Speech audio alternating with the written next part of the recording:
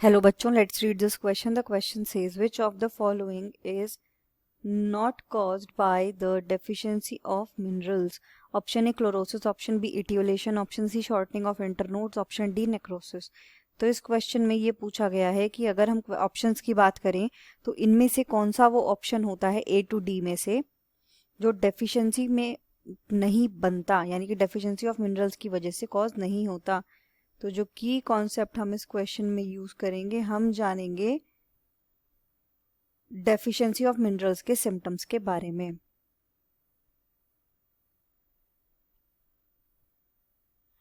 Symptoms of deficiency of minerals. तो अगर हम डेफिशिएंसी सिम्टम्स की बात करते हैं, if we talk about deficiency symptoms, तो बेसिकली होता क्या है कि किसी भी प्लांट में अगर एक बेसिकली एक थ्रेशोल्ड वैल्यू होती है, राइट? तो plants require a minimum amount of threshold value of minerals, यानी कि एक मिनिमम वैल्यू है, एक थ्रेशोल्ड वैल्यू है जो उतनी तो चाहिए ही चाहिए प्लांट्स को अपने लाइफ साइकिल को नॉर्मली चलाने के लिए। प्लांट्स रिक्वायर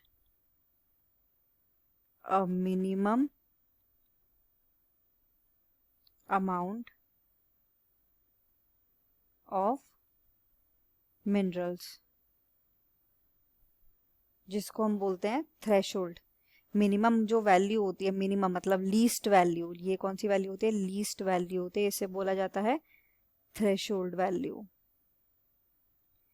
थ्रेशोल्ड होती है, ये थ्रेशोल्ड वैल्यू होती है। इससे अगर कम होगा मिनरल का क्वांटिटी, लेस देन दिस,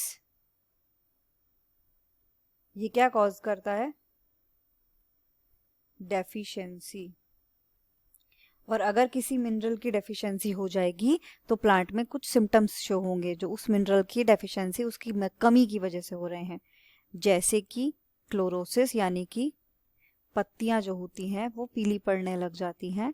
इसके अलावा जो इंटरनोड्स हैं वो मेरिस्टेमेटिक टिश्यू के बने हैं, तो वो छोटे होने लग जाते हैं, मतलब प्लांट अपनी पूरी तरीके से लंबाई नहीं ले पाता। Short internodes. ऑल्सो सेल्स का डैमेज होने लगता है, टिश्यू डेथ होने लगती है, जिसे बोलते हैं नेक्रोसिस।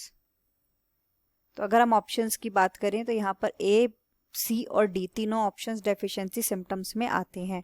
लेकिन अगर हम ऑप्शन बी की बात करते हैं, जो कि हमें दिया हुआ इटियोलेशन, तो इटियोलेशन क्या होता है? अगर हम इटियोलेशन की बात कर रहे हैं, इटियोलेशन होता है प्लांट की growth in absence of sunlight. ये एक ऐसा फिनोमेना है जहां पर ग्रोथ होती है प्लांट की, ग्रोथ ऑफ प्लांट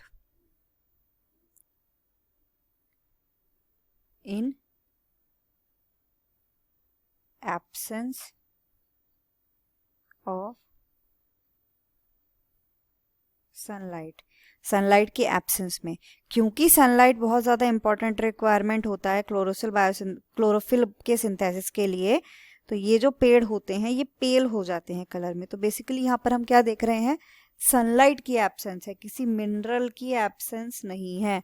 सनलाइट की एब्सेंस में जो पेड़ ग्रो करते हैं वो, उनमें जो प्लांट्स होते हैं वो पेल कलर के होते हैं, तो इसीलिए एब्सेंस ऑफ सनलाइट है, एब्सेंस ऑफ कोई मिनरल नहीं है।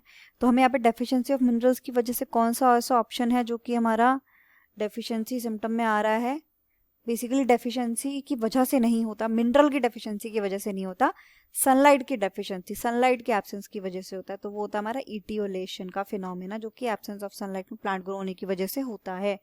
तो यहाँ ऑप्शन हो जाएगा option B. The final answer is option B, etiolation. Hope you understood it well. Best of luck.